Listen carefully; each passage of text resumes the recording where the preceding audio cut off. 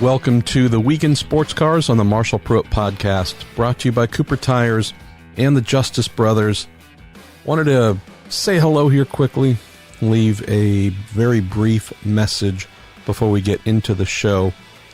Some of you might know that last year in September, my wife and I learned that she had breast cancer.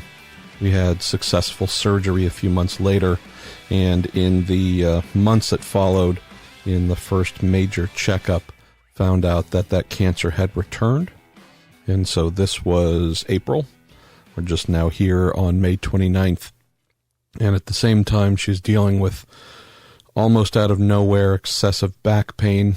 And again, I would not expect any of you, my dear listeners, to follow my personal travails and whatnot, but you might have seen on social media that I had to leave in a hurry from covering the Indy 500 to get home to deal with a medical emergency here. And so my wife's now been in the hospital for 8 days, and we're actually heading into surgery this afternoon where they will be hoping to kill and remove some of the cancer tumors that have grown around a certain stretch of discs in her spine. So all kinds of fun. And I'm not being flippant. I'm running out of ways to present this information that doesn't sound contrite or maudlin or otherwise. So knowing that, not as if these things ever present themselves at the perfect time. Hey, you guys are going to have a really slow couple of months. Let's have cancer. These things, as many of you may know from your own battles with whether it is cancer or some other life-altering or life-threatening thing, or family members or loved ones, you stop what you're doing and tend to them. And in the instance of the couple of weekly podcasts that I do, my Week in IndyCar show is uniquely mine and something really that only I can do. With the Week in Sports Cars, I'm very fortunate to have my brothers at dailysportscar.com, that being my regular weekly co-host, Graham Goodwin, and also his young Jedi, Stephen Kilbey, who I think the world of and believe has just a massively bright future in the sport as a reporter. All based on his work ethic and integrity. So with the items at home that I need to tend to in the coming weeks, I don't know how long my schedule is going to be completely thrown out. But at least for the coming weeks, probably through the 24 hours of Le Mans, maybe a little bit after, I'm just needing to find areas where I can step back from some of the pre-existing time commitments so that I can focus them elsewhere with my wife, and spending 90 minutes to 2 hours per week sitting in one spot talking about sports cars is just going to be a little bit hard for me. So Stephen Kilbey has kindly offered to step in. So he and Graham, as they did last week in a bit of an emergency for me and this week and for the next couple weeks, we'll see exactly how long, our Week in Sports Cars will indeed be the Graham and Stephen show, not the GG and MP. And I'm hoping you enjoy the change, because although I did not get a chance to listen to much of last week's, I have had a chance to listen to a little bit of this week's while editing it. And yeah, I really enjoy it. So just apologies for needing to step back in an area like this where I know I have great folks that can look after all the great questions you send in every week and put together something hopefully enjoyable and equally, if not more educational than when I'm involved doing the show. So that's just my little note here on the front end. And thank you once again to Graham and Stephen for stepping up and helping take this from me at a time where I really need to free up as much of my schedule as I can. And certainly thank you to Cooper Tires, who've just been amazing in offering their support, and absolute same needs to be said about my family at the Justice Brothers too. So, all right, let's get going with GG and SK talking about TWISC, the Week in Sports Cars, here on May 29th on the good old podcast I named after myself because I must be a raging egomaniac. And again, our good mate Ryan Kish has done the business, Stephen, and he's supplied us with a goodly list of questions from you around the world on all things endurance and sports car racing as we start to tick down into the biggest race of the year, the Le Mans 24 Hours, in a couple of weeks' time. We've got the test day to come this coming weekend. I know how much you're looking forward to another 24-hour race, your favourite thing in the whole world. No, it's not. But let's see what the good boys and girls of sports car racing's fan community want to hear from us this time around. You crack on. You can decide where we're going to start. Is it going to be in the world of IMSA? Is it going to be in the world of WEC Elms Echo? Is it going to be where? Let's start with IMSA. There's only a handful of questions for IMSA, so let's kick off with that. First one we've got is from Jacob Bain on Facebook. Yeah, you're getting better at this. Yeah. He said, in episode 437, and I'm expecting you to know exactly that one. Yes, I remember it well. You both, so this is you and Marshall, said that you aren't particularly fond of the current IMSA scoring system that awards points for the first 30 cars in each class. My question then is, if you're tasked by an organising body, let it be IMSA for example, to rework their sports car racing series point system, which way do you go? Do you follow the FI direction of awarding the top 10 in each class, or do you reach back to pre-war Automobile World Championship penalty point systems? Or do you invent something entirely new and exciting? I don't think there's any point in reinventing the wheel, to be honest with you, Jacob. And I think to explain my, not ire, but my kind of feelings about it is, the less complex the better. This is always a part of the sport that has been difficult for people to actually tap into. And I think what you want is to start to get people interested in more than just that big race or the race they go to every single year, but to follow a sport, to follow a championship, to keep interested in what's going on with that championship. The best way to do that is make it as accessible as possible. And this isn't a crack at IMSA. There are others that are way, way worse. Stand up, blonde pan thingy, whatever it's called this week, in the US. Stand up, the Australian GT Championship. My God. Yes, indeed, my God. Where it's as impenetrable as a Tiger tank, in terms of who's leading and why, and what points are they going to get for whatever they've done this week. It's just next to impossible to tell by reading the points charts, even by seeing, Stephen, the points you see week in, week out. Yeah, I mean, if you get to the end of a race weekend and you as a journalist can't work out who's actually leading the points standings before seeing the official document, it's too much. It's not fit for purpose. So it's not a crack at IMSA. It is simply a matter of getting things to a stage where it's simple. That does get more difficult when you've got an entry list of depth. So the further down you go, of course you don't want a valuable season entrant having what might be their best race of the season and finishing, I don't know, in the top dozen, going away with literally nothing. And I completely get that. But I do think we do need a little bit more clarity across the board, particularly with the major international championships. I don't object in any way to the F1 ACO type system whatsoever. It does effectively give half a point for turning up in most circumstances. I'm happier with that system now that we've gone away from the kind of double points for Le Mans. I think that rather queered the pitch rather too much in a reasonably short championship. But for me, the key to it is not the system you're using, it's clarity around that system. And if you've got a points table, that points table should come with an explainer at the bottom explaining how those points have been awarded. That's the key for it for me. That if you're going to go to a one-stop shop to find out what's happened and why it's happened, then there should be an easy key to anybody to be able to unlock that enigma. And sometimes it can be an enigma. Next question is from Smoking Puppy 841 on Twitter. Everybody's favourite Twitter handle. It is a great Twitter handle. He says, with the small, simple spec hybrid system announced for DPI 2.0, do you think this could be the future? If it was optional for GTE, Class 1 or similar, I think it might increasingly be the way for those classes to become more relevant. I think it's an interesting change. It clearly, as we've said before, has not met with universal approval by the big names in the room. And for those that don't know, we're talking here about the Gen 2 DPI proposal that involves a kind of spec but low power, and of that we're talking 50, 60 horsepower type power hybrid system. What does it do? It increases a little bit of the relevance. It does introduce some differences in the way that power can be delivered. It certainly would help the hybrids with a little bit of push to pass, if you like, in traffic as well.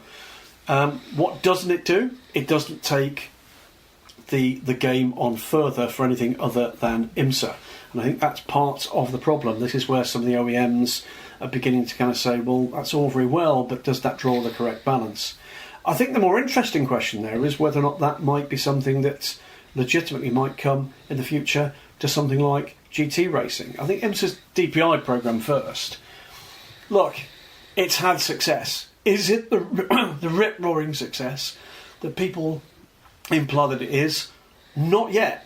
It isn't. There are not yet enough manufacturers involved to sustain a dip or withdrawal from one or more. So, there are lessons to be learned here across the board. They've got to be careful about the technical moves they make. They certainly should be careful about trying to attract one more factory by taking a leap of faith that is not endorsed by all the rest of their customers. They are in a better position to judge that than you or I or frankly anybody else that's not in the room can. And that, I think, is the most important part of it. They have to come up with something they know they can deliver at a sensible cost without impacting on their current customer base, but also retaining attractiveness for others to join, because they need others to join. What we've got at the moment, it's a very nice grid of top-class prototypes in IMSA, but it could be better, and it could be better balanced. As for the future of kind of mild hybrid in GT, I think there's an inevitability that some kind of electrification needs to come, because if a dip comes, that dip could come alarmingly quickly.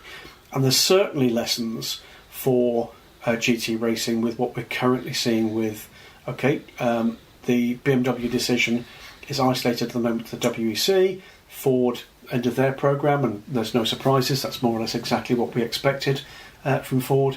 But there are lessons there about how do you grow that if you have a product that isn't relevant to the OEM's marketing strategies and technology strategies moving forward. You've got to move with the times. What do you think with things like GT3 and these sort of customer racing categories that are more focused on Pro-Am entries for like Blancpain and stuff? Do you think SRO are going to sort of take a look at hybrid systems very soon? I know, having spoken to Stefan Mattel, what must be a couple of years ago now, he was absolutely anti this. And, it's, of course, we have seen GT cars racing with hybrid systems. We've seen them at the Nürburgring 24 Hours. We had the Porsche, effectively the development of the Porsche GT3R that raced at Petit Le Mans, amongst other places, not so very, very long ago. But I think the reality is it's got to come. Here's the irony. The deeper the pot of factory involvement you've got, the more difficult it is to adapt to a new technology, because you've got to take the majority with you. And again, it's not worth Stefan Mattel's trouble to go with, I don't know, let's say Audi and let's say Porsche, if he's got 9 other manufacturers that say we're not ready or we're not convinced. You've got to be so careful about integrating that. But the inevitability is technological change is coming. It's not just a kind of future view thing. Look at the supercars that are actually now out on the street. The Honda SX, for instance, is a hybrid in everything other than motorsport. And beyond that, increasingly you're seeing the upgrades or the replacements for current brand of supercars and hypercars are coming with either full electric or some fairly significant aspect of hybrid power. It is no longer irrelevant. It is no longer a technological sop. It's the real world of what people are buying when they're going out there and buying these extraordinary cars. Next up, we've got a question from Sports Cardi B on USCR Reddit. He says, it seems like the number 31 Action Express car has a pace advantage over the number 5 Mustang sampling car for a while now. Even dating back to last season, Albuquerque is clearly quick, so I find it hard to put it down to the drivers. Is there any idea on what do you have any idea on what this could be? Is it possible the Dallara tubs are different enough from one another to make big of a difference? I don't think the Dallara tubs certainly shouldn't be. It's a homologated part of the car, of course, but it can be set up. It can be just. But oddly enough, we had a not dissimilar question, but it related to a completely different team, either last week or the week before.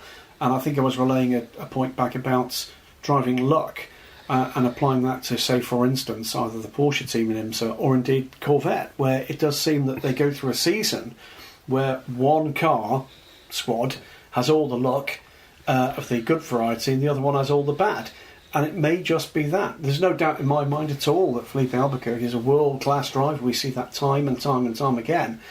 But what you've got in those cars are drivers who are comfortable and are tested at all of the circuits in the other car. Felipe is still, relatively speaking, a newcomer there. It will come, I have no doubt about that. It might be to do with the way in which that car is set up and is working better for the 31 crew than the 5, for instance.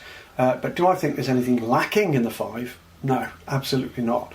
It may just be that it's a different driving style, a different way in which that driving squad has settled in with whatever they've got in terms of race engineering resource at their disposal, or any number of other things. Next up, we've got Iced Coffee on USCR Reddit as well. He says, are Cadillac not running a qualifying setup, or are turbo engines an advantage for the qualifying session in IMSA? I ask because the Cadillac is the only car that can get close to its qualifying speed, while Acura and Mazda have a big drop-off in race speed. Interesting, isn't it? Don't know what they do for their qualifying setup. I do recall, I'm trying to think who it was that told us. It was actually, oddly enough, Jan van Utet in the LMS, you might recall, Stephen, who, after the qualifying for the Monza race, told us that the team had made a mistake and had not put the car in qualifying mode. So there is a qualifying mode for an LMP2 car. You would expect, therefore, the same would be true for the DPIs. It may very well be that in terms of the deliverability of peak power, peak performance, that there is a flatter curve for the Cadillac. You would expect, in a case of a turbocharged engine, if you're just looking at a short run for qualifying, they would be able to actually boost to kind of a how can I put this, a more peaky parameter that perhaps they wouldn't want to be using as aggressive, a map for a longer race. But the straight and honest answer is, I genuinely don't know, but it's an interesting observation. Next up, we've got Weck, Aslam's, Elms and Acco. Weck, Aslam's. It's not, is it?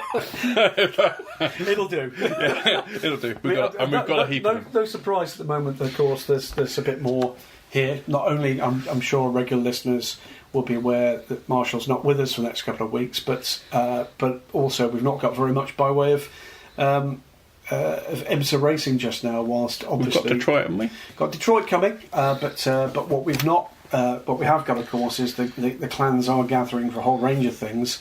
We're just out of the LMS weekend. The teams are literally setting up as we record this at the Circuit de la Sarthe in Le Mans. We're packing, ready to go this weekend for test weekend. So, and of course, hoping and expecting we're going to get a range of information over race week to do with what have we got by way of the entry for the 2019-2020 FIA World Endurance Championship. And most particularly, and it's only a kind of wild shot in the dark because we never get questions normally about it, car, and what the hell is going on there. So let's crack on and see what we can find from this little lot. Okay, so first up we've got DCV at Acme PLC on Twitter. That's a new one to me, and hello and welcome. Who says, I'd like to know a few details on GTE budgets, both the R&D costs and the one-season running costs today, and let's say back in 2004. At least the approximate numbers. Additionally, what are the chances of a privateer GTE Pro team appearing in the near future? Okay, let's answer the last part of that first. The answer is we don't know yet, and we clearly waited to find out whether or not, for instance, Multimatic can get a private Ford programme off the ground. That didn't look great when we were in Spa just a couple of 3 weeks ago. We've now had confirmation, in fact, just an hour or so before we record this show.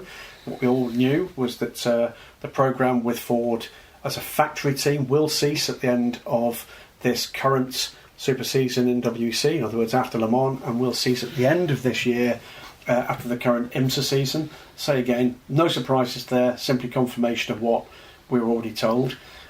Great to see those cars appearing in some heritage liveries, and I suspect they'll look even better in the carbon and the paints than they actually do in the photographic side of things.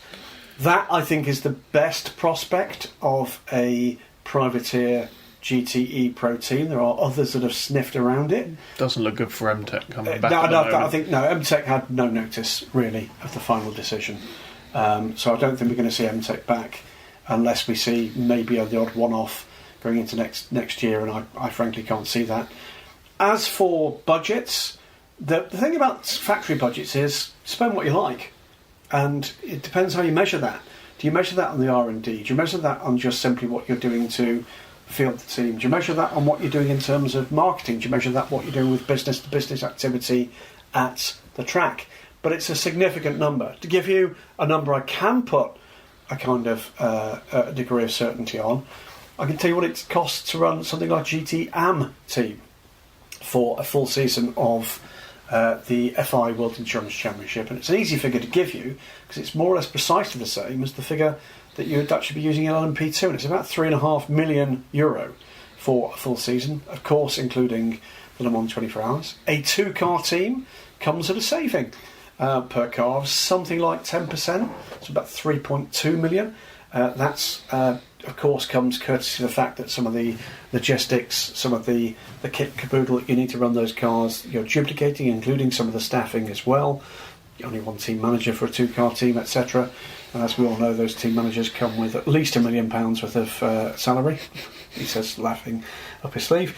But the reality is, of course, you're then talking for a full pro effort for that to be a league above that. Can I give you a number? I could guess, but it would be a guess.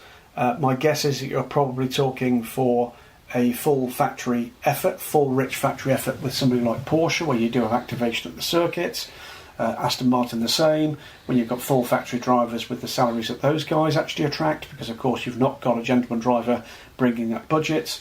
When you've got a test program that backs that up, you're probably, I would guess, talking somewhere north of 6 to 7 million per car, is my guess. But it may well be that it's closer to 5 nowadays. And if you look at actually what some of those teams put into their factory programs, look at AF Corsa, for instance. Yeah, they've got hospitality at the track and all of the good things that come with that, but that is not the same kind of budget at the track that potentially you're seeing from Porsche or for instance Aston Martin. And it's gone up a lot, hasn't it, in recent years? I mean, look at the difference between Aston and what they had in terms of resource in the early days of the WC compared to now, where they've got the more actual factory backing for the program. That makes a big difference. I mean, the fact that you've actually they've got a new platform now that is there as very much a shop window for Aston Martin Lagonda.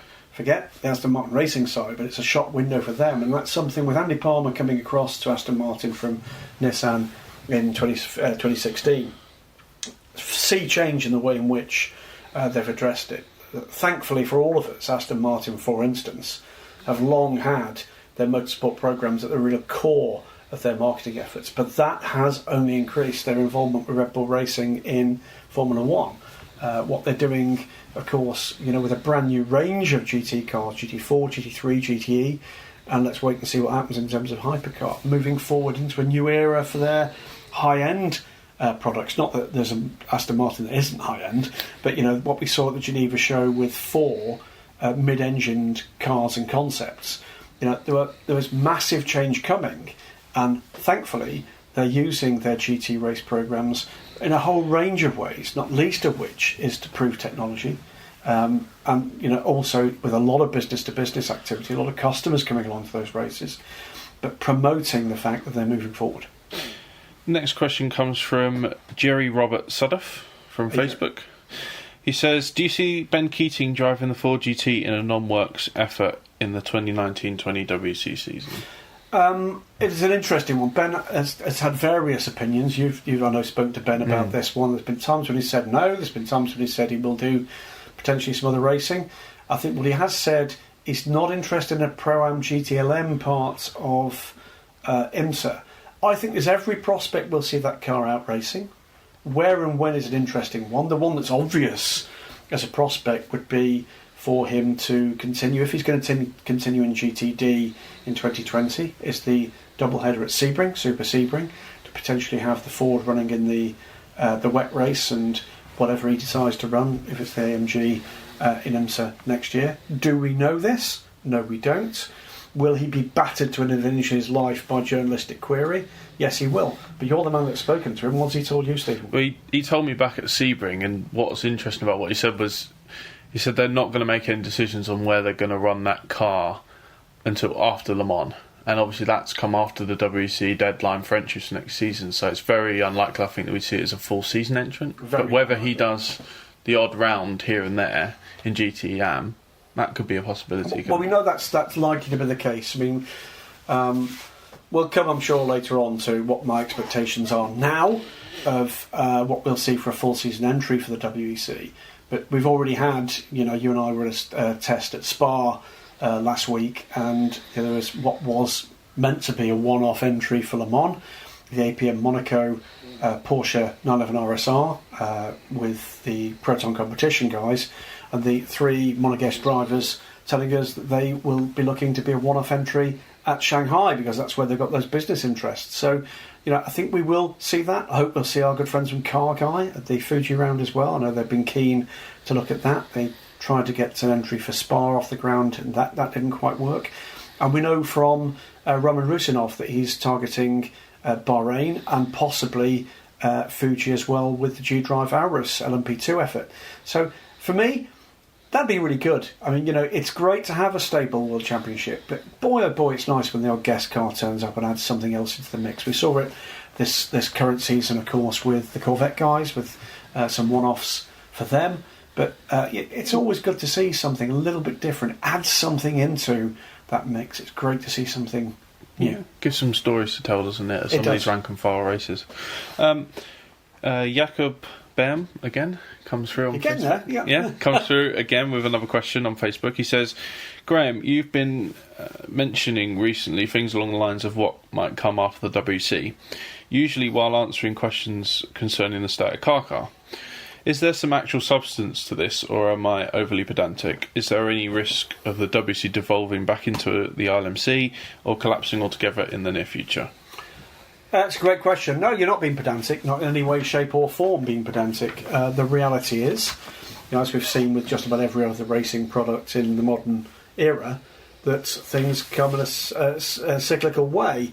And, look, for instance, at what's happened in North America. Grand Am is no more, the American Le Mans Series is no more, and what we've got is new and in very many ways better than what we had before. The FIWC is now entering another season. There are clear questions still out there about what's going to happen with the premier class of that. There are various partners involved in that, not just the factories, but of course the ACO and the FIA. LMEM, their organisation that is a partnership between the two, is the operator of the FIWC. And is it possible that we might see the end of the WC as an FI World Championship? I think it's possible. We at the moment have got a premium class with one factory entrance in, which means we don't have a manufacturers World Championship for the overall winners of the FIWC. I think the press conference at Le Mans this year, much as it's our least favourite 2 hours of the racing year this year, I hope and expect it will have some answers rather than some questions. Am I predicting the imminent demise of the FIWC? Of course I'm not. What I'm saying is that there are all sorts of options that you would reasonably expect to be on people's table, and some of those might mean that the status quo doesn't stay the same. So am I doing that from a position of knowledge? No. Am I doing that from a position of kind of intelligent examination of the circumstances in front of us? Absolutely 100% I am. There are no facts to report yet. I don't expect they're going to be factory report anytime very soon, but I think we should all have our eyes open to the fact that some formats are proving to be successful. I lay open before the courts the Intercontinental GT Challenge, where it is not an FIA World Championship, but they have been able to qualify claims of, I think it's 9 factory entries for the full 5-race season. I'm sure that's the kind of thing that's turned the heads of the people in charge of the WEC and the ACO.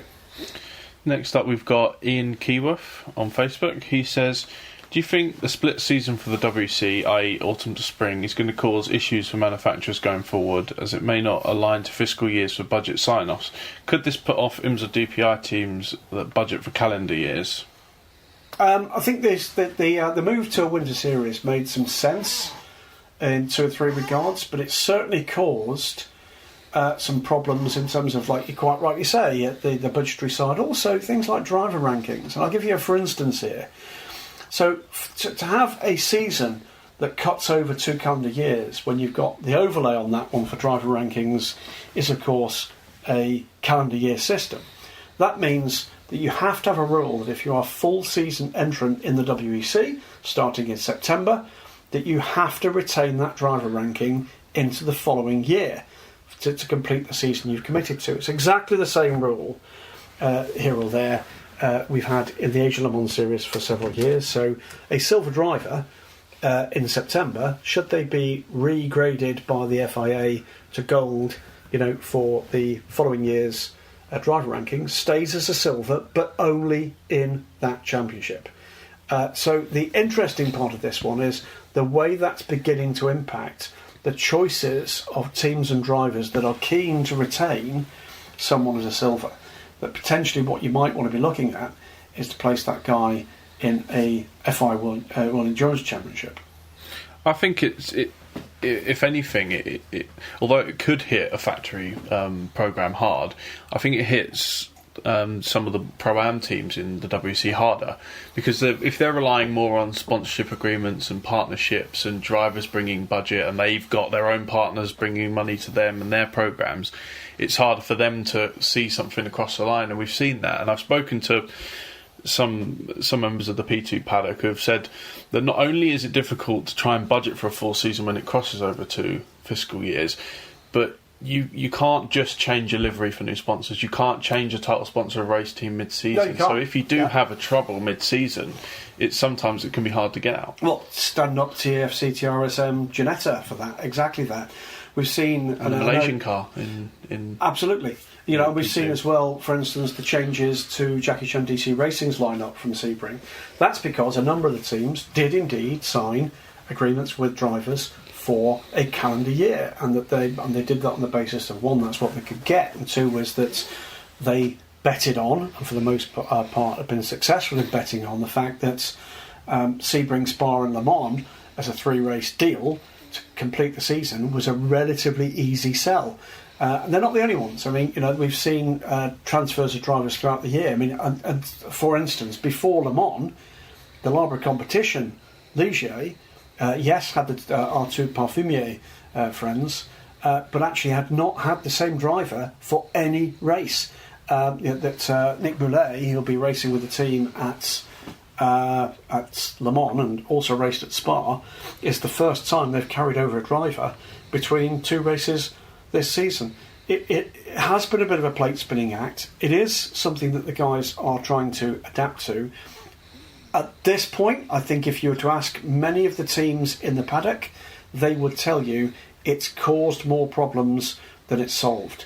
I think it's going to be an interesting response to questions from Monsieur Fillon and Monsieur Naveau to ask how they're finding it in terms of their negotiations with factories, with regulators, with sponsors, with media, because it is just different. It's not unique.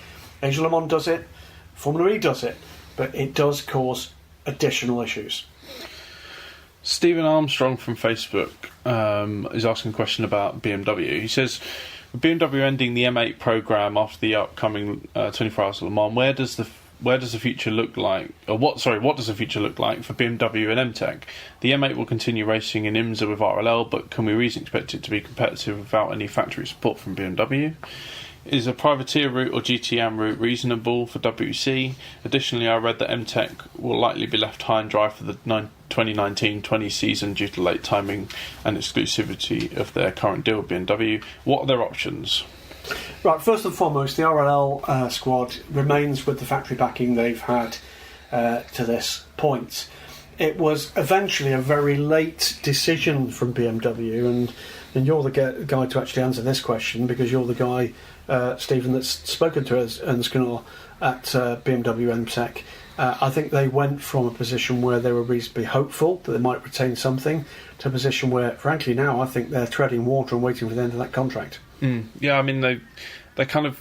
I think he had a reasonable and pretty frank discussion with me about what he thought of their season and what he thought their achievements were compared to their expectations. And I think he's right that it has been better for the BMW MTech team as we've got into the season, and we've had a couple of podium finishes in the second half and things like that. But I think, looking back, he'll rue the chances that they missed of getting a win towards the second half of the season, and that helping them secure a deal for next year, because I think he still genuinely thought when he spoke to me at Spa that there is a chance that they were going to continue this, and I think he's not able to make any plans due to this contract until he knew the answer to that question. Worth making it clear for our listeners what their contract is, what it is that they are tied to BMW. They cannot go and work with another manufacturer until when? Well, he didn't give me an exact date. He just said, as it stands, and that was the day of the announcement that BMW were going to pull out, that they couldn't go and talk to anyone yet because of the exclusivity deal. But he said it would be lifted very soon. Okay, so fingers crossed that they can come up with something. But I think it's fair to say that Ernst was not confident that we would see his team out racing for any kind of full season activity until at least next year. Yeah, and I think he's been realistic about it. He's not written off 19 to 20, but he sort of said to me that in some ways it gives them a long time to prepare for the 2021 season. Mm-hmm. And make no mistake, they do want to continue in the WC. When I asked him about looking elsewhere at other commitments in motorsport and other championships, he didn't seem to be like immediately jumping to, I'd want to go back to DTM or something like that. He made it clear that they feel welcome in the WC, they've enjoyed the year, and all their guys, want to continue. Okay. Well, fingers crossed and good luck to them. Stephen Armstrong also asked, could a mid-engined Corvette programme be in the future for WC and Le Mans? I think it's a really interesting question. It's something that nobody's actually asked. Do I think it's coming in 2019-2020 as a full season? I'm pretty certain the answer would be no, and there's one immediate reason for that. I think we are expecting to see a season entry for 2019-2020 announced at the Le Mans 24 Hours. The C8 is not going to be unveiled till the following month. It would be unusually in the extreme, you'd have thought, to actually have Corvette Racing announced anything for the FIWEC full season with a new car before that car has actually been revealed to the world.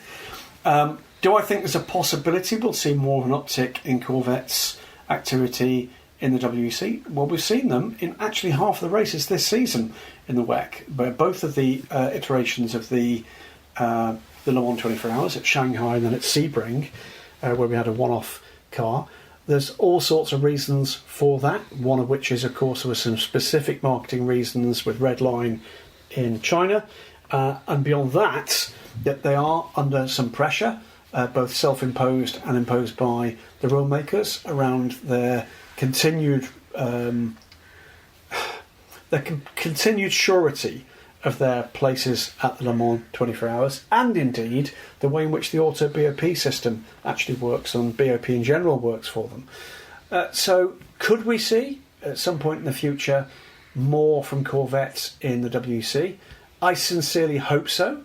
Do I expect that to be in 2019-2020 as a full season entrant? No, I don't. I think we will know more when we've heard from Corvette and General Motors about the plans for that C8 road car and exactly what the race plans are due to do.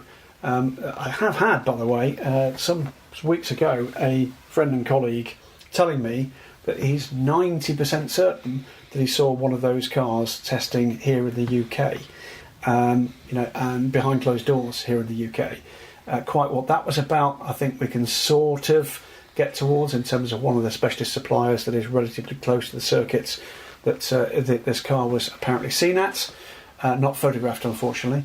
But what is in the future for that car? Zero doubt we'll see that car in IMSA. Zero doubt either that will be their future weapon of choice for the Le Mans 24 Hours. Would like to think that they see the value in adding at least one car to the odd one-off as well in the WEC. And from there on in, it's about what the world plans are for that car. If it's a world car, if it's a car that General Motors are going to be sending around the world, then could a WEC programme be in the offing? Well, no reason why it shouldn't be, other than the budgetary and logistical aspects. So we've got a few questions about car. Really? Yeah. That makes a change. Odd, isn't it? We've got one from Right Turn Lover, we've got one from Staffis Coco, and that's another one you've absolutely insulted. I'm so sorry. And one from Jonathan Wu, and they're roughly the same sort of questions. So Right Turn Lover's asking about what will Toyota do when, not if, the car regulations are delayed, and the other two are sort of saying, what's the latest situation on it? Is there a deadline? What's the plan B? I don't think I've ever been in a position, ever, since starting doing what I do and what we do, where we've had less clarity on exactly what and when will happen at this level. And we've said before, I'm not going to bore you all again with the fact that this is not as simple as this is a total cock-up. It's not like that at all. The reality is this is looked to be a situation of flux from almost day one. I hope, note the lack of use of word expect, that we are going to get more clarity during Le Mans week. And I hope we're going to get the heads up before that, so we get the opportunity to do something other than cut and paste a text. The more positive the news is, the more likelihood there is that we can interrogate a little bit deeper. Start with Toyota. Toyota have been very firm from day one that the two things that they require is that the opportunity is there for a prototype base, because they have a car that they can use, not the current TS050. That will be with us next season and no further. But the car that we've seen previously on display in Tokyo and at Le Mans. And that they wish for their hybrid system to be deployable through the front axle. And that has been open to question. It looks as if that has had more ebb and flow than your average tidal estuary through the last several months. But we might be now moving into a position where there's certainty about exactly what's going to be allowed. You know what? We could have written a piece, Stephen, you and I, every single week about this. We could have chucked out there, this person's told us this and that person's told us that, and it's going to be this and it's going to be that, and it's going to be option between the two, and it's just not the way we do it. If you look back at the pieces that have been written around in print and on the internet, it has to be said, in particular on the internet, the degree of certainty, it will be this, it's going to be that, this has been agreed. And here we are, on the cusp of June 2019, and the reality is that we don't know. We might know what people have told us, but to give you a for instance, dear listeners, I have been told with absolute certainty by people in recent weeks that a particular insert name of brand will definitely be doing the FIWC with a hypercar in year one by a number of people, then flatly denied by another source very close to insert same name of brand. It is just that difficult at the moment to gain a solid grasp of exactly what is going to come forward here. It sort of feels like it's been a one-shot deal for them. I don't believe that's true. I think there are options ahead for the rule makers here. Regular listeners to Week in Sports Cars will be very familiar with my argument that if you are going to bite the bullet of balanced performance, much as that is something that's a source of regret for many, it does open other possibilities for the rule makers with a little bit of bravery, with a little bit of understanding from all those involved. It might require more testing. It might require a rather more meaningful Le Mans test day. It might require that test day to be earlier than otherwise would be the case. But I think at this stage, fortune favours the brave. I want to see a step forward. I want to see a leap forward.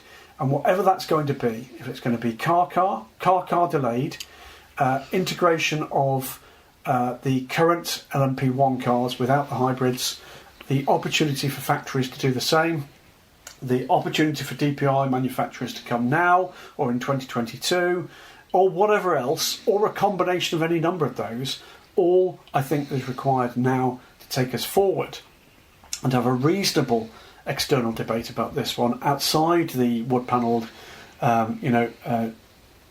walls of whatever conference room the discussions are being had. Is we need clarity now, and then people can go on and actually start to sell this beyond its current audience. Bit of a change of pace now then, Graham. Now we've finished on the car topic.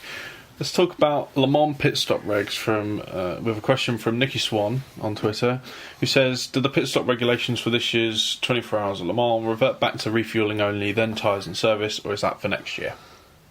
Oh, now that's a good question, Nicky, because I've not yet got into my pre-Le Mans, let's check the regulations and make sure I'm not talking rubbish. I think that's next season. I've got a feeling it is as well. But the question again is whether or not we're going back to refuelling only, then tyres and service this year. I think we're as you were. Until the next WC season. Until the next WC season. Frankly, it was nonsense. It was a brave go at trying to do something, but I think anybody really could have told them that the attempt to actually make this more relevant and entertaining was doomed to failure. It's just added nothing and actually taken some of the things away. Nicky, I'll check it out and I will come back to it next week. Absolutely, 100%, because by next week we will have been to the Le Mans test day. We'll have a lot more to talk about in terms of the reality of that performance, and I'll have had a chance to actually catch up with the rule book. This next one's from Tom Bacon, fabulous name, on Twitter. It says, will Toyota slot Brendan Hartley straight into the seat left by Fernando Alonso, or will they look to shuffle the driver combinations? Good question. It was nice to see Brendan at Spa. Good of him to take some time and come over and say hello. Still the same Brendan Hartley, still tall, still tousle-haired and Kiwi, and clearly loving the fact that he's actually back with a competitive LMP team. Very busy boy at the moment, of course, Ferrari simulator driver. Great to see Davide Rigon popping by, both of those Ferrari F1 sim drivers. Involved as well with the development programme for Porsche and their Formula E programme. And of course, here we are. It was his first time behind the wheel of a Toyota TS050, and will join the season from Silverstone in September. Also worth saying, by the way, just in the hours before we recorded this, confirmation that the new test and reserve driver for Toyota Gazoo Racing is going to be 21-year-old Thomas Laurent, and delighted for him. Quiet lad, Thomas. First met him back 4 years ago, Asian Le Mans Series with David Cheng, having put a lot of trust in that young man, taking them through small prototypes, LMP3s into LMP2, now LMP1 with Rebellion Racing. Okay, looked into an overall win with Rebellion, with the exclusion of the Toyotas at Silverstone, but he's still a World Championship race winner. And more to the point, more often than not, the kids' car, with himself and Gustavo Menezes and Matt Besh before he stepped aside, was actually humbling to a degree the full pro car, where we've had Neil Yarney making it clear he's not a very happy bunny and he's going to go off and play with Formula E after this season, not happy about the way the EOT has worked, can't say I blame him. Andre Lotra, he's looked a bit off colour, I think, this year, and Bruno Senna. You would have expected them to boss the other car, and that simply has not happened. Will Toyota reshuffle the pack? Possibly. I think it's going to be interesting to see exactly how they play that. We only had 3 drivers that we could see on parade at Spa. It was one from each of the full season cars. It was Seb Buemi and Jose Maria Lopez, plus Brendan. No sign yet of exactly how they're going to play that, but again, that's something we might get to at the test day. Daniel O'Donnell says on Twitter, any news on whether the GTE class will, or GTE classes, I imagine he means, will run to a set number of laps per stint at Le Mans this year? Thank you. I love the show. God, I hope not. We've got the BOP now for the test day. Just less of this nonsense, really. It's supposed to be an efficiency formula. Let them be efficient. Let them do what they want to do. If they feel they can be quick in the pits and quicker still on track, or if they feel they want to run, in a Lewis Hamilton at Monaco sort of way, then let them do that. Again, yet to have fully clarified the way they're going to actually allow those regulations. Of course, remember, Le Mans 24 Hours has its own set of sporting regulations. We'll get clarification of that one, but God, I hope not. This is far beyond balance of performance and driver rankings, neither of which are my favourite things in the world. This total nonsense of trying to overmanage, to micromanage strategy adds absolutely nothing whatsoever to this sport. Happy to say that to the face of anybody that wants to ask the question. Adds nothing, takes away a whole lot. What we want to see is strategic genius. It might make no difference whatsoever, but just having the freedom of thought that it offers. At Le Mans, at Spa 24 Hours, where you guys will know I'm not very happy with the way that's gone in recent years, it takes away something. It takes away the fact that this is absolutely a pure team sport. I've got my new favourite username, Graham. It's Whoopity Scoop Poop. Whoopity Scoop Poop. Yeah, on USCR Reddit. He says, with BMW dropping its M8 program in the WEC, do you expect a new manufacturer to join and take its place? We've had times when that could have been so. We certainly know the Lamborghini took a good hard look at it and appear not to be close to that anymore. McLaren, we know, have taken a look more than once at GTE. And again, that at the moment does not look to be a goer. And the Cobra. Don't even start. But beyond that, the one that you have to say that looks most likely, of course, is the other team that exists at the moment in GTE Pro Racing but doesn't race in WC. That's Corvette. We just debated that just a few minutes ago. Do I see that being immediately on the horizon? No. Might we see a privateer step in with a GTE Pro car? It is possible. We've got privateer Porsches out there in numbers, of course. And a new Porsche on the way. So if you've been looking at the pages of Daily Sports Car and Racer this past week, you'll have seen testing at Monza in pretty well undisguised fashion, the new 911 RSR with the side exhausts. Let's wait and see. But at the moment, no, not expecting it immediately. The other prospect is what, if anything, will become of the now non-factory Fords. On WC Reddit, we've got Martin Aleka, who says, is staying with the current LMP1 prototypes we have as a top class an option going forward? It is. I mean, there's nothing wrong with those cars. I mean, as a good friend of mine is fond of saying, take away the Toyotas and we'd all be going, wow, aren't those cars fantastic? Because they are mightily quick. The fact that they're not as quick over a race distance as a Toyota is a bit like saying, yeah, but, that fantastic rocket-powered, space vehicle is not quite as quick as the Shuttle or the Saturn V. The reality is they are spectacularly quick. Remember the kind of figures including Jenson Button's qualifying lap at Silverstone last year, where he was quicker than the Porsche 919. Look at Arudjev's qualifying efforts at Spa with the SMP BR1 AR, where he was quicker than one of the Toyota factory drivers and with half a second of the rest of it. So there's nothing wrong with the pace of those cars. The problem with those cars is it's the way in which that performance is delivered, and in particular in a formula that we've got which relies so much on traffic, where they can get the punch out the turns, the punch through traffic that you cannot deliver with a standard car. I think there was a very interesting point that was made in Race Car Engineering's recent editorial from Andrew Cotton, where he says he believes, I think I'm kind of paraphrasing, that a lot of the problems could be solved at the moment by allowing manufacturers to come now with a non-hybrid LMP1. I think that would be a very interesting prospect indeed, even if that was just as a 2 to 3 year bridge between what we've got now and what's coming later. I'm really not sure how to pronounce this one. I'm so sorry. It's Troavasaurus? Troavasaurus. I've met him. Troavasaurus. Troavasaurus. It says on WC Reddit, "Hi Graham, will you be sticking with your WC colleagues in the booth for Le Mans? I rewatched the race when I got home last year to see what I was missing being trackside and enjoyed the former drivers Chandok and the Scots. That sounds like a motorsport themed folk band, if ever I read one." Right, young man. The answer is there are announcements to come. They are not for me to make.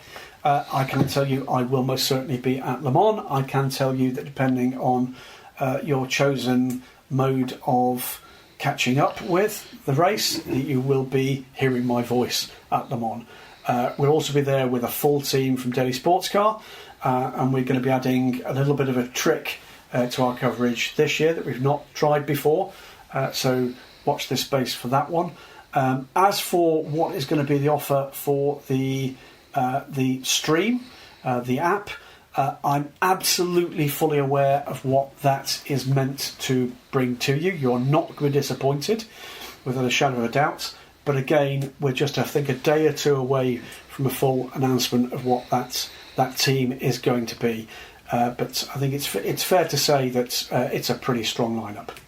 Final WC question, Graham. We've arrived already. It's Big Racer Boy, and he says on WC Reddit, "I've got a question about GTE. Do you think that the regulations for GTE, in order to help the class as a whole, should include a previous rule from GT1 where in order to have a factory team you must have enough to sell to customers?" I think it's in their interest to do so. I think what you don't want to do is to get caught by not blocking people that have got enough for that launch, but not to actually get into a customer supply deal. Whether or not you do that with simply a 1 year waiver, that's there's got to be cars in year 2. Remember, of course, again, this is another area that tends to get things to quite complex matters because of the winter series, and a chunk of the potential customer base still operates for a calendar year. So it's where, for instance, the Aston Martin customer teams were caught having to use the outgoing car for an additional 18 months because in reality, under the past rules, Paul Dell'Anna and TF Sports would have been entitled to actually use the current twin-turbo Vantage from Sebring. They couldn't do that because we're still in the middle of the earlier season, and it was not homologated for GTM use. So I don't want to see more rules. I want to see more encouragement for people being able to come forward with more and better. Now we're moving on to the general questions, Graham, and we're going to start with Graham Ritter, who on Facebook says, "Are there any plans for Mercedes-AMG to step up to the hypercar/car or possibly DPI in the future? Have they been part of any of the discussions about prototype racing for the new regulations?" Interesting, isn't it? This is 1999, and we saw their last effort sailing off into the trees with Peter Dunbrek at the wheel. They've been loath to come back since then, other than in GT racing. There has been one attempt, without a shadow of a doubt. It was, I know, much denied by some of the people concerned, about a DPI programme in the early days of the then it was Tudor United Sports Car Championship. May have even been year 2 for that, but that one went away. Do I think they're watching? I think they're watching with great interest the way that the technology side of things comes forward. Do I expect them to be coming anytime soon? No. They have a successful Formula 1 programme that I think they feel ticks as many of the boxes as they need. They've clearly had a look pretty recently at their motorsports priorities. They've got Formula E kicking around. Of course, they've pulled their cars now out of DTM. Do I think they're ready at this point to step into the ring? No. Would I be surprised if they came back at some point in the medium-term future? Not in the slightest. Klaus Rabeck Olsen on Facebook says, "Name 1 or 2 periods of racing that have had the most influence on road cars. I'm thinking lights, brakes, tyres, fuel, safety. Hashtag me personally, the 50s. Not 50s, definitely. Yeah. But please, gentlemen, discuss." I think that, here you go, 50s, disc brakes, with screen wipers, things like that, effective, usable technology is certainly part of it. I'm going to offer this one in, and it's just a one-off. we've had so much derision for LMP1 hybrid in recent months. I think we've got very short goldfish-like memories. Remember, yes, these massive budgets that we're kind of put into racing. It's that sort of a kind of red herring, because when you look into what these companies are spending on R&D anyway, it's a drop in the ocean. The problem was that other OEMs couldn't match that level of commitment. But as a one-off, as I recall, Porsche, from memory, the penultimate year of the 919 hybrid, managed to get twice as much energy into their battery pack for no additional weight. None. So that is a massive step forward in their energy storage capacity through the use of combination of their core OEM R&D, but particularly their motorsport R&D in a single year. And I can remember being told by people who know about these things how long that would have taken if it was purely a laboratory-based program. Without motorsport, that would have been far slower coming forward. Look at it as well in these terms. Again, during that period, we had a point where the leading cars, the Audis, the Toyotas, and indeed the Porsches, were completing the Le Mans 24 hours using something like 45% of the fuel that they would have done in the immediate pre-hybrid era 3 years previously. Half the fuel. That is pretty astonishing. That's a level of technological advance that we are now beginning to see evolve into road cars, and not just high-end road cars either. You know, I do get a bit tired when people bang on about hybrid being kind of old tech, etc., etc. It's not old tech. It is an entry level into the electrification that is coming to the car that's going to be parked outside your house or your neighbour's house. It is absolutely the direction that things are going, and LMP1 hybrid played its part. The reasons for its demise are long, lengthy, at times tedious and complex, but it is not just as simple as the rule makers got it wrong. Rule makers may have lost control of the costs there. There may have been a degree of, how do we put this, getting a little bit too comfortable with having 3 factory teams there. I think there certainly would have been a reason to complain about that. But as far as relevance goes, I can think of no better example of the relevance than, rather bizarrely, that step towards the point where our friends over at Formula E can now go and carry that flag forward and say, look at what we've got. The reality is, the first step towards that, in terms of real international motorsport, came from Audi, from Toyota, and later from Porsche. Formula 1 followed. I want to get your opinion on the diesel era, Graham, because I miss this being so young. Because I grew up with diesel prototypes but wasn't involved in the sport, but you obviously were reporting on it. The diesel era with Audi and Peugeot, obviously it ended pretty poorly with the VW scandal and everything like that, and that came crashing down. But looking back, what do you think of that era in terms of its relevancy to road cars? Massive. I mean, the reality was diesels were a pretty popular choice across Europe, less so perhaps in the UK, but that came later. Here we are in the ironic point some years on from Dieselgate, where the cleanest cars you can drive that aren't electric cars are diesel-powered cars. The diesel technology has taken that step forward. Of course, now you've got that gap in confidence levels, but the reality is now that the issues about particulates are actually being tackled. Reality is GTL fuel, gas-to-liquid fuel, that was the diesel fuel, is not the kind of diesel that you and I would pump out of our local supermarket or filling station pump, but the basic technology was more or less the same. And as far as a genius move to grab the headlines, to take a marketing stage forward that stage very few other organisations are taking, what Audi did with the R10 was massive, a massive step forward.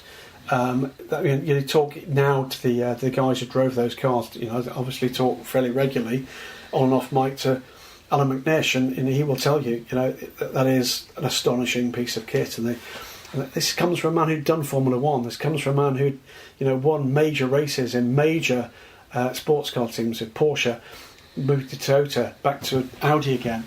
And for someone like Alan to kind of offer that opinion with that level of strength behind it, you've got to listen. Was it a significant era? It was a massively significant era. It was, of course, the last time before hybrid that we saw those complaints about different technologies. Reality is, we shouldn't be standing still.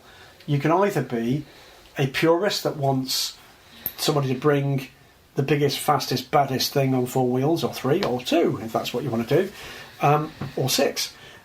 Or you go for something that is altogether more spec, and there are various gradations in between. For me, I always tend to edge towards the former, and in those circumstances, you've got to go with these are the guys who brought in the biggest hammer to that fight. And is it fair that Henri Pescarolo, spending a tenth of the money, can't stay on the same lap? Yeah, I'm afraid it is. If you want to race, then you're asking yourself a different sort of question. That is a different question to whether or not you've got the fastest car. Next one's from James Counter on Facebook. He says, after watching the MotoGP qualifying crash where Marquez ran back to the pits to get on the second bike to put in a hot lap, what sports car examples can you think of like this, where people have either done mad things to get in a second car or getting a car back out which should have been in a bucket? My favourite example of this is the Audi at Le Mans in 2015-16 crashing on its way to Mulsanne, which was repaired before the barriers had even been replaced. Well, I mean, we've had all sorts of madness, particularly with the Audi Team Yostier, haven't we? But we've had cars completely rebuilt in Bahrain after the cars were checked after they came out of the container and found to have chassis damage from the previous race. We've had a couple of instances with our good friend Tracy Crone and issues in fact, there was a period of time at Le Mans where I think we had 4 or 5 consecutive seasons, years at Le Mans, where a chassis that had started the week was replaced by a chassis by race day. Certainly it's happened from test day, it certainly happened in race week. I think it's happened twice to Tracy, it happened to Imsa Mahmoud, it happened to, from memory, Pro Speed as well. We've had all sorts of shenanigans going on to make sure those cars can actually make the grid. Hope we don't get it this year, hope it has a safe test day. But yeah, certainly some of the things we've seen from Daytona 24 hours. The early days. Some of the things we've seen, your jaw drops. Back in the day where Audi could change the whole rear end of that car, gearbox included, not because they needed to, because actually it made sense to, and they had so much of a lead that they had time to bring it in with that astonishing Ricardo developed system where it's a quick release rear end that actually had to be banned to stop them exhibiting that level of dominance. Pure engineering genius. I mean, absolute genius. And coming in some of those cars with so much damage that you kind of thought, well, that thing, they're going to pour that back into the truck. And not just them. We've seen it with Toyota. We've seen it with Porsche. We've seen these cars come back from absolute adversity. A race team is a massively impressive thing to watch. GT cars as well, a massively impressive thing to watch. And it tends to be just 3 or 4 things that would stop these guys. They, as well as the machines they care for, are an absolute machine, and it is a joy to watch these guys go at it. At times with the age-old race tape and hammer toolkit, but beyond that, just the drilling that they do to make sure that they're ready for anything they can throw at it. Much reported, and I know people with mouths agog about Toyota's tale last year about testing all sorts of scenarios, including coming round with the car on 3 wheels. Nothing unusual about that. I say that is what I would term the Audi way. That was copied by many. And I've stood and watched in testing for Audi from the pit wall or from just next to the garage. And as they roll the car into a stop, it's at that point that the team manager will say over the radio, okay, damage, front left, rear right puncture, rear wing. That's the first these guys know of what drill they're being put through. And their job is to get that car into the garage, get those repairs done, in this case just the replacements done, get the car back out onto the apron. That's the way they did it. That was a whole new world. It's one of my favourite things about sports car racing is in a long race, seeing a car that's had a huge shunt come in and watching the army of people just descend on it. And then the fight it's back. fascinating to watch. I think for me, I mean, I love the underdog. Of course, everybody loves an underdog. There is nothing I like more in a sports car race than a fight back. Nothing at all. It is a wondrous thing to watch people. And in particular, when you get over to IMSA, where there's the opportunity with the way that they actually use cautions to get back into a race. Daytona's a classic example of it, where you can get those 3, 4, 5 laps back that might have been lost to adversity in the early part of the race. You know, it's a different sort of race. Is it better? Is it worse? It's different. You might just as well ask, you know, do you prefer Le Mans or Formula 1? Obviously I prefer Le Mans, but in the case of 24-hour racing, the difference between Le Mans and Daytona is utter. It's absolutely, utterly different in more or less every regard, apart from the fact that you have a relative handful of cars that are eligible for both.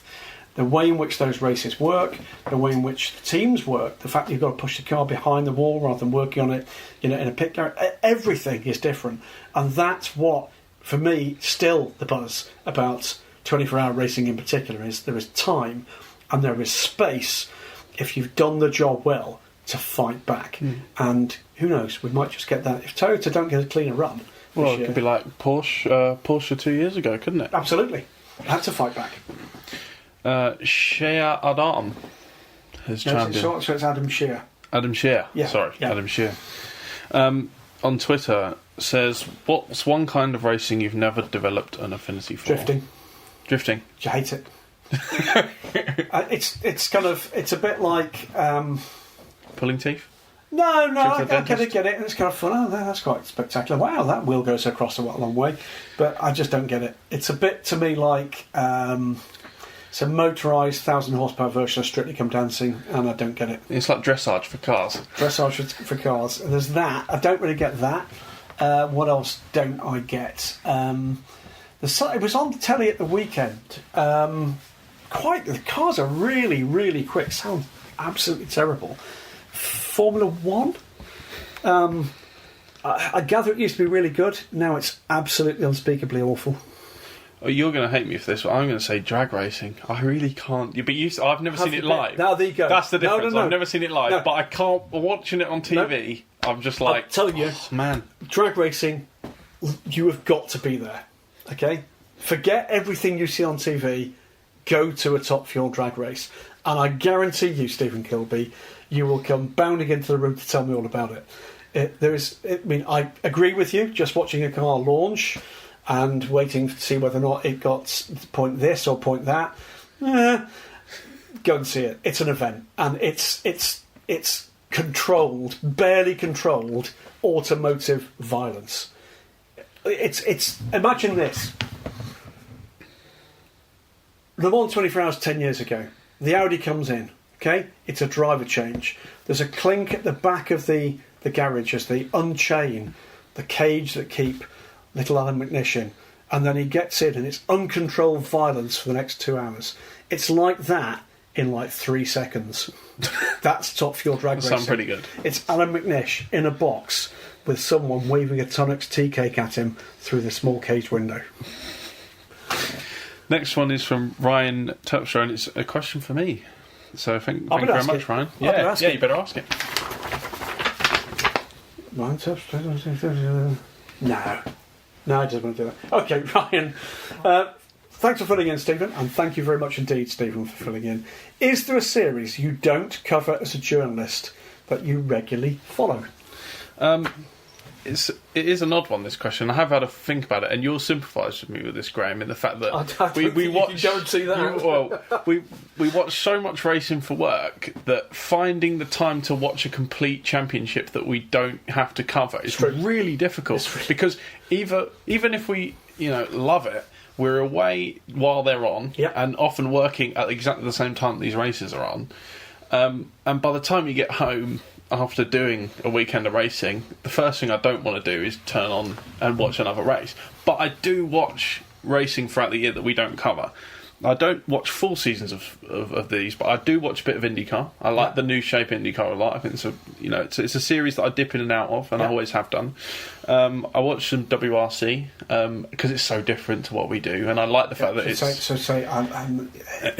Stephen really likes Hyundais. Really, the rally cars are cool. Come on, Graham. Hyundais. Come on, Graham. But Stephen's favourite car used to be the Hyundai i20. Favourite rally car of the current spec at the time, but okay, He's got the cap and everything. well, you bought it for me for Christmas, Santa. So yeah, I watch a bit of World Rally. I think that's really cool at the moment. Who knows what it'll look like in a couple of years with the factories, but at the moment it's really cool. I used to watch NASCAR a lot, but I just, I kind of grew out of it a little bit. It's a very different type of racing, but no, I don't watch anything full time over the course of the season because we just don't have the time. Do you, Graham? No. I mean, what I generally tend to do, the way in which I catch up with motorsports is I'll often have something on the background if I'm in the office, if it's on playback. And if when I'm packing for an away mission, which of course there's a lot of, I'll usually pack up in the house rather than down here in the extensive DSC headquarters complex. Now extends three levels below ground into our evil lair where we keep the DSC mobiles. But if I'm packing, it's up in the house, and while I'm packing, on a Sunday, for instance, if Trudy's out and about with our little one, I'll quite often have motorsport in the background. And I've watched everything from the Toka package, which is beautifully covered here, by the way, on ITV, to frankly anything else that's around and it is on in the background. It's GT racing, IMSA, etc. So I'll watch. Do I follow anything as religiously as I used to? You're absolutely right. The problem is that we're away for 20 to 30 weekends a year.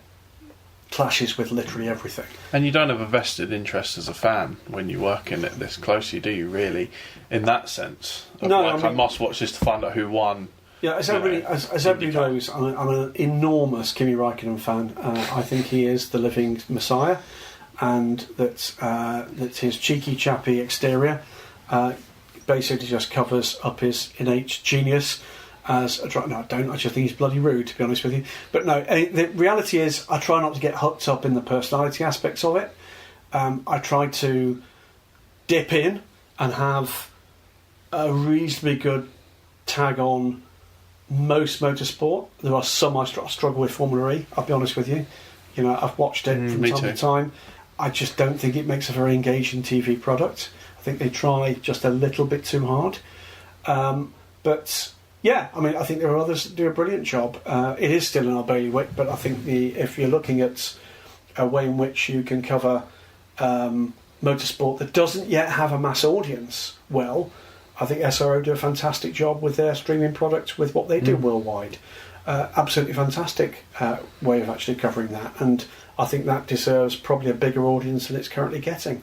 Beyond that, of course, we're both involved with a number of series, and we've got varying degrees of opinion and confidence about whether or not that's being done as well as it possibly could be. Love what I do, and it does mean that sometimes when you get home you really do want to switch off. Yeah, it is important for us though, and I think I've found the longer I've been doing this, more and more, doing things like spectating trackside at races, that we're at for 10-20 minutes during a practice session, or just going and watching a full motorsport that I don't normally watch is good, because it gives you a bit more of a window outside the bubble that you're in. And we do talk about the fact that we are in a sports car bubble here.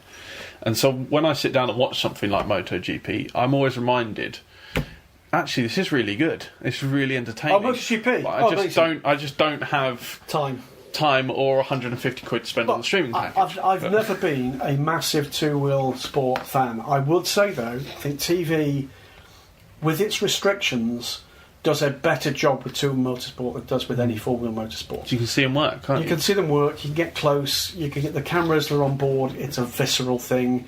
Then you get into things like the Northwest 200 and the TT, and it's just madness.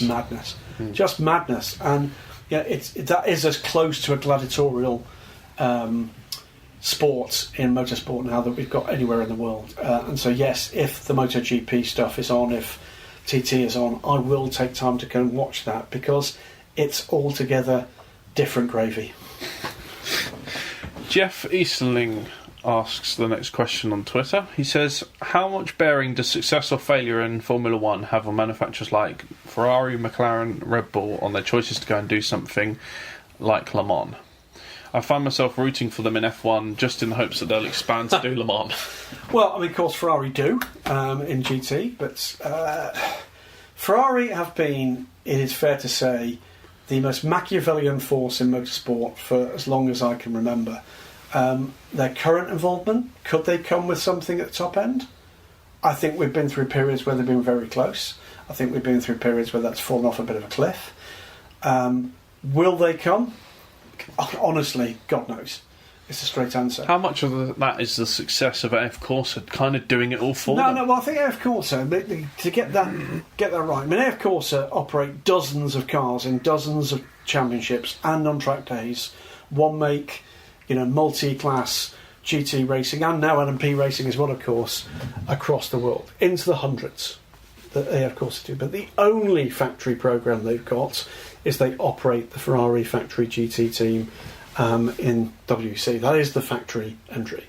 Are they a factory team? No, they're not. Okay, and were we to go to a car program for Ferrari, would they be in charge of that? No, they wouldn't.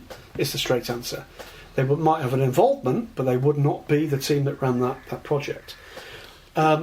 Do Ferrari kind of look at what, of course, are doing GT Pro though and go, well, we've got cars there that are capable and have won world championships against other big manufacturers. Do we need to spend any more money on the WC? Maybe, but equally well, there's other reasons why car or something similar might be attractive. And some of those are not the most obvious reasons. Sometimes it's as a technology demonstrator or development tool. Sometimes it's because they're looking to twist the arm, as they've done time immemorial, the arm of Formula One in terms of the way they'd like regulations to go. Sometimes it's because things like cost capping come in and they simply don't want to release their skilled staff into the marketplace to be picked up by their main competitors. I think at the moment it's a combination of a number of those factors that have got them sitting somewhere close to the fence. Brian Dawkins is next up, who says on Twitter, was always impressed with the performance of the Zytec/Gibson P2 car. Is Gibson still involved in chassis production at all? Are they interested in pursuing a P1 chassis or possibly an approved P2 constructor going forward? The answer, I think, is at the moment no. There have been some sharp changes in what used to be Zytec, and some parts of that organisation sold off by Bill Gibson, the founder. So not involved in chassis development or technology. They came close some years ago, you may recall, to P2. They were going to make a bid for one of the P2 licences and decided not to do so eventually. Opted instead to pursue a potential P1 customer engine program, which eventually came to fruition after failing initially with what we've now got with the current P1 program. They are very firmly involved in the engine side of things. I don't see them coming back anytime soon in the chassis marketplace. I think they are highly pleased with the way that the P2 spec engine program has gone with the 4.2 litre GK428. And let's wait and see what happens with the 4.5 litre version that's currently in P1. Troavosaurus. Again. Back. WC Reddit. And he's said, what is your opinion on AM-style racing and how the AM affects the setup of a car? If you take the up-and-coming version of a Silver, they should be able to handle a car setup closer to the knife edge of performance than a more conventional older gentleman driver whom it would be too risky. Margins are so tight in spec-style racing such as LMP2. Could this be the way to go if you want to win a championship with more? If you want to win a championship, or is this skewed by the up-and-coming driver getting better as they develop their skills as a driver? I think the problem with the way in which Pro-Am racing works is the broad base. It's a very broad base of backgrounds that the bronze and silver drivers are coming from. Everything from literally kind of mid-teens karters coming into sports car racing at the first level, all the way up on that side of the fence, and there is a fence here as well, to guys that frankly have looked in and not gold yet. On the other side, people who've been plucked by their own enthusiasm or potentially by a driver coach or a team that have been involved with into moving from a track day to international motorsport through a couple of interim positions, right up to the level of people like David Heimeyer Hansen, Simon Dolan back in just a couple of years ago, where they are not very, they're exactly what you're just describing there. They are tenths off a professional driver, and sometimes even quicker than some of the professional drivers. The beauty of it is that you've got to run with the package that's dealt out to you. And in Pro-Am racing, that package is defined by who's paying the bill. And that person ultimately will make the decision as to whether or not they're prepared to make that compromise in the car setup against their own individual comfort interests for the team's interests. And you'll see that too. So they're the kind of questions it's kind of quite fun to just dip into. Not to expose the fact that someone may have a little less confidence than somebody else, but that might be the reason.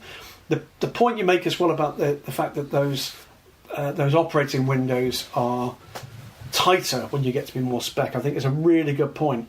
Look, for instance, at the level of comfort that Francois Perraudot has had this year in LMP2. I don't think he's enjoyed himself this year in LMP2 in the WEC as much as we've seen him enjoy in previous seasons, and absolutely expect him to be back in GTM in 2019, 2020.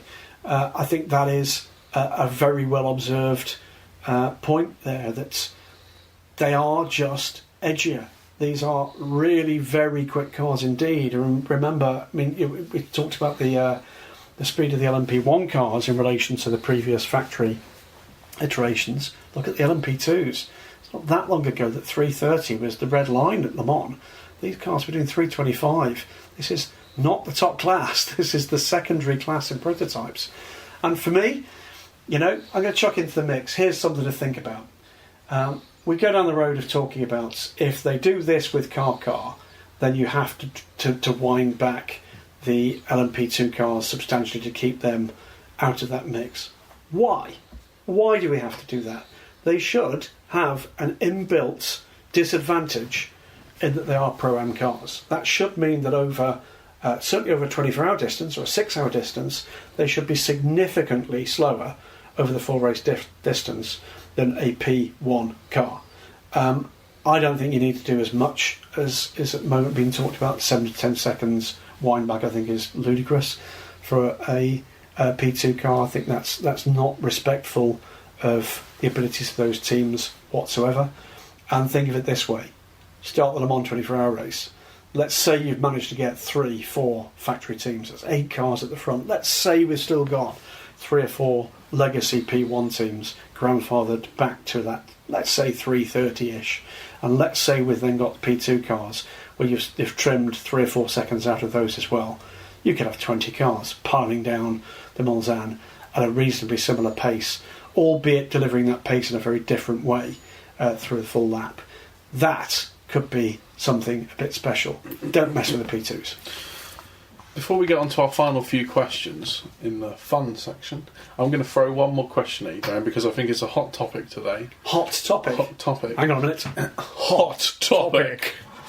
The dust is currently settling on Ford's announcement, their official announcement that they're ending the factory programme. Graham, looking back, I know we've still got a few more races left. We've got Le Mans, we've got the rest of the IMSA season, but looking back on the Ford GT programme, what did you think of it? Car spectacular. Looks astonishing. Took design of GTE forward to a point where the other teams had to respond, the other factories had to respond. We wouldn't have the 911 RSR without the Ford GT. The Aston Martin interim car looks spectacular, and now the current car is again a step forward. Did they rewrite the book to favour bringing in a big factory? I think inevitably they did, but you know what, boys and girls, that's just the real world.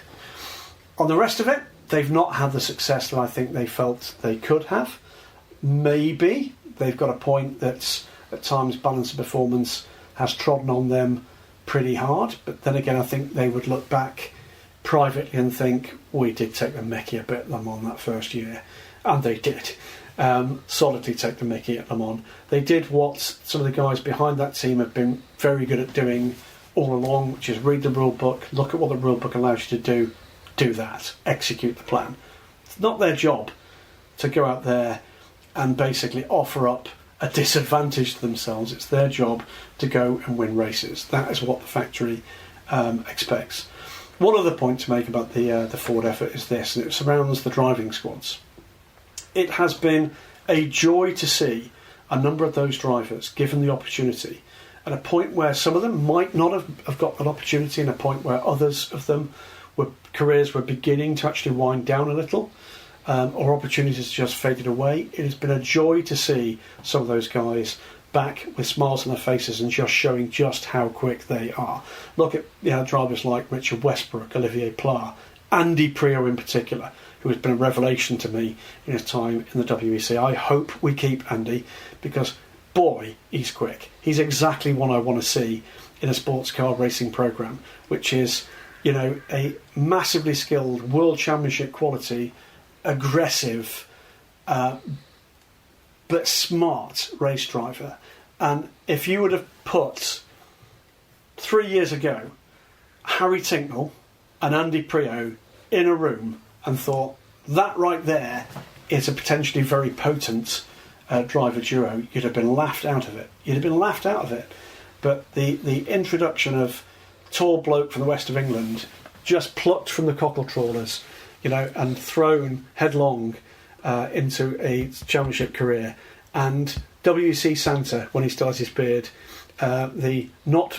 absolute highly vertically challenged Andy Pruett, a man who has children that are winning races, and I mean races at a national level. An old man indeed. Hope you're listening, Andy. Old man coming out and kicking ass. I think that is absolutely brilliant. And for that, Ford Motor Company, Multimatic, and Chip Ganassi Racing, thank you very much. Okay, here we go. So we're on to the fun part of the... I'll be the judge of that, Stephen. Yeah, don't judge me. Judge the listener questions. First up, we've got James Counter again on Facebook. He says, "What's the worst you've seen a driver look in team kit? What's the worst company clothing you've had to wear?" We've had some Lulus, haven't we? The worst I've had to wear. Right, well, okay, let's start with the original Toyota team kit, which I am fond of telling Alistair Moffat looked like the 1973 Lithuanian basketball team. That didn't sell very much in terms of merchandise, I can tell you. It was designed by, I don't know what the bloke's name was, but his Labrador that guided him around the paddock was a very nice dog. They then had, Pirelli used to have some hilarious ones, which basically made Ronald McDonald look understated. The yellow and red there was comical. What about the Rebellion Mankinis? Oh, the Rebellion Mankinis were... That was bad. That was very, very bad. I seem to remember going to the garage and looking at the drivers, putting them on, going, seriously? Yes, seriously. Absolutely right. Yeah. You then get to, what else? Olivier Pla in chrome green overalls was stone cold hilarious, actually.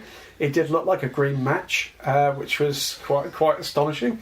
And the other one that was a great effort but just didn't pay off, Keating Motorsport and Tuxedo. The Tuxedos, but there have been some howlers, and I think the problem is it is that thing when you add 3D-ness into it. Something looked great on a designer's palette that perhaps looks a little less good when you put it on a real life racing driver. And yes, we have seen some looks from drivers, and that look was, if you say one word, I'm going to lose my shit. We've had drivers say that to us, haven't they? We have, but for me, as an overall level, yes, we've had worse than this. But the fact that it was a full factory team for a full season, that initial Toyota kit was, how can we put this, different. Sheer Adam? Adam Sheer. I've told you before, it's Adam Sheer. She Adam? It's a bloke. Shadam. She says, "Sorry for the recent lack of questions. What is the one racetrack you'd be happy to never go back to?" Snetterton. You've only just come back from there. Isn't it I better than Bathurst? I enjoyed it. Tracks that we want to go back to. Sadly, I'm going to add Zhuhai to that. I quite enjoyed Zhuhai back in the RMC days, but going back with the Asia Le Mans series, time has not been kind to that place. It was hit by a cyclone, and I'm not kidding, and it looks it. Took the roof off the main stand. They've left it that way. I think the roof's probably still in the back somewhere. But it's sad seeing circuits like that. It is sad seeing circuits like that. It's like Dubai in some ways. It is, and Zhuhai don't particularly want to go back. It's a shame because I quite like going to Zhuhai. It's a fun place to go to.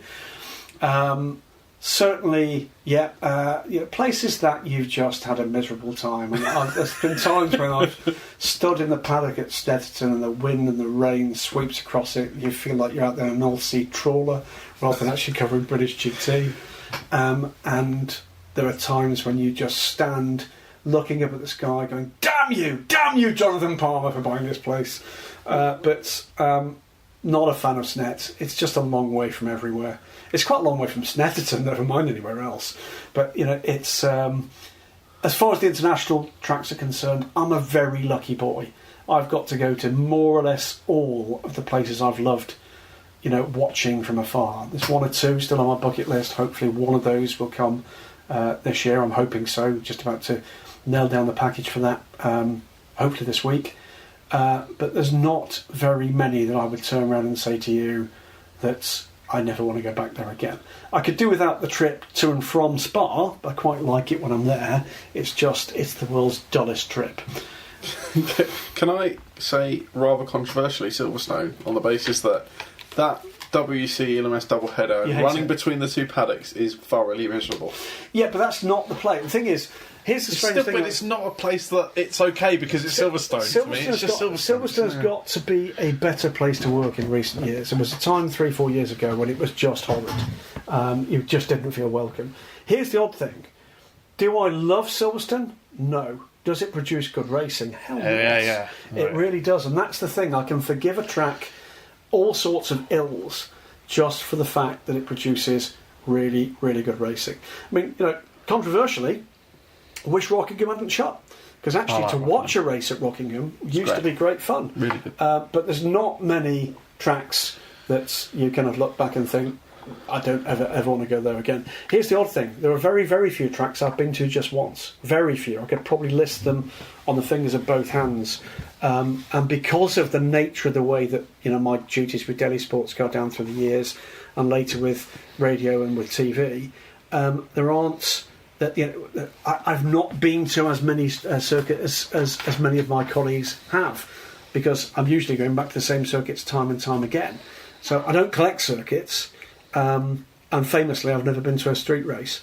That's something I feel I need to actually sort out sooner rather than later. But no, there are not many places that I would never go to again. What about Mexico? What did you think of that? It was a different experience. I'd happily go back to Mexico City. I'll tell you what, the first year I really wasn't sure about that. The second year I had a much better time. Have we been twice? Yeah, we went twice, didn't we? Blimey. 2 years in a row. So the first one was the one with all the gun murders, and the second one was the one with the fatal road accidents. Yes. Fine. Okay. Yeah. And they weren't as bad as the gun murders, were they? The road accidents. But we just had a better time because we knew what to expect, I think. I think it's just the fact that it wasn't quite as well organised for those of us working there as maybe it should have been the first year. You take something, if you're smart, from any experience, and I'm absolutely aware that we are in a very privileged position, and that people listening to this and people that interact with us on social media will look at what you do and look at what I do and wonder why we're ever miserable. And I just have we're not miserable, it's just ironic. Yeah. I would just say this: I've got to work with him every day, and if that doesn't make you miserable, working with Stephen Kilbey every day, I don't quite know what would. I wouldn't want to work with him. So we've got Stephen Gate. Is it Gate? Yes. Yeah. Stephen Gate on Twitter says, out of any period of Le Mans history that you weren't present at, which one would you want to be a spectator at, and why? You got to go back to the Group C days. I came to it pretty late. Came to it in the mid-90s. I'd love to have seen Group C in its pomp, without a shadow of a doubt. I'd love to actually go back and tick the box for 1996, which was I went to 95.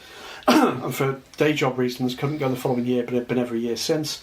But no, back in, I'd have loved to have seen Jaguar win, and I'd love to have seen a Group C absolutely in its pomp, because whatever else you can say about sports car racing down through the years, those cars were beautiful, beautiful cars, amongst the most beautiful cars at any point in history. So yeah, you could go back and be all romantic about the kind of, 917 GT40 eras. For me, Group C was it. I would say there's two for me. One of which is you were at 95, because I've always wanted to see what the McLaren F1 was like as a race car. Yeah, it won genuinely. That, won that year. What did it? Yeah. I just think it probably wasn't the best race. I'm not sure. Oh, it was good. No, it was good. There was intrigue. There was drama. There was all cool sorts cars. Of things. Yeah, I'll tell you the story next time on a road trip. I'll pull the arse off you for 3 or 4 hours about that. And the other one, as much as I've seen Group C cars racing, actually quite a few times when we've been historic, so I've kind of got my Group C fix of cars that I've seen. And I think maybe like the 50s or the 40s, because the world was such a different place. And that would be as much of an appeal as watching the actual race meets. Just going around Le Mans and seeing the circuit back then would have been cool. You say that sitting there in your double-breasted jacket with your trilby on. It's I get the point. It was an altogether different. There was no internet, Graham. Could you imagine it? No internet, no running back to the press room to put stuff up in 5 minutes. Gary Watkins had been there punching out his copy there. Yeah. Oh, yeah. He was about 55 back then, wasn't he? Oh, well, Howard Marshall had done the podcast. You had to be there with a wax cylinder, Tin Can on the street. No, wax cylinder, or grooving it, getting a kind of record groove to send out, 78s of the Marshall Pruett podcast here from Brooklands. That could have been that. But no, it's interesting. Other eras, but I look back much further than the kind of late 60s, and I don't feel the connection. That I don't have a connection to the cars, but just that time, that period of time. It's like when I went to the Goodwin revival. It's the clothing everyone's wearing. It's just the way that racing was run back then. It hasn't appealed to me. Yet literally, you sit here in a Tottenham Hotspur tracksuit, and you sit in a tracksuit featuring an unsuccessful football team to this point, and come up with answer to a question from one of our listeners that talks about style. Careful, Graham, because we're going to start getting questions about what are you wearing, Graham? What am I wearing? You know what I'm wearing. Tell the listeners what I'm wearing. It's very cool. It's a very vintage BAM. Is it BAM Motorsport or was it BAM Racing? It's BAM Motorsport. Just BAM Motorsport. 12 Hours of Sebring t-shirt from 2004. It is. Yeah. It's got Peter Barron on the back. Yep. It's Mike Rockenfeller. Yep. The S Network Porsche. That's cool. Actually, do you know what? 2004. Peter Barron with a t-shirt cannon. There you go. Okay. Right Turn Lover says, by which sorting criterion should Shiadam announce GTD qualifying drivers for Detroit? She's announced GTLM drivers, for example, by size. I think it's got to be by IQ. And you can go in ascending order of IQ. Well, just don't tell them what order. Yeah. Just let them work it out. Absolutely. Ascending or descending order of IQ. Because it would be good to hear Oliver Gavin and Richard Westbrook announced at either end of that scale. I'll let you decide which is which. Final question. Lance Snyder says on Twitter, if Bushu had a dog, would it be a Chihuahua? No. It would be, Stephen, a French Bulldog. Christophe Bushu with a dog. It's a bewitching thought, isn't it? I sort of think he's more the kind of person that would have reptiles, but maybe that's just me. That's enough for now. Thank you for sticking with us with the Weekend Sports Cars, the Marshall Pruett podcast, with me, Graham Goodwin, with him, Stephen Kilbey. And once again, all best wishes to our good buddy, Marshall Pruett and his good lady Chaparral, going through some tough times at the moment. Marshall will be back with us on the Weekend Sports Cars. I'm guessing the other side of Le Mans, I'm hoping so. But for now, with thanks to our backers from Cooper Tyres and from the Justice Brothers, we're packing to go to the Le Mans 24 Hours.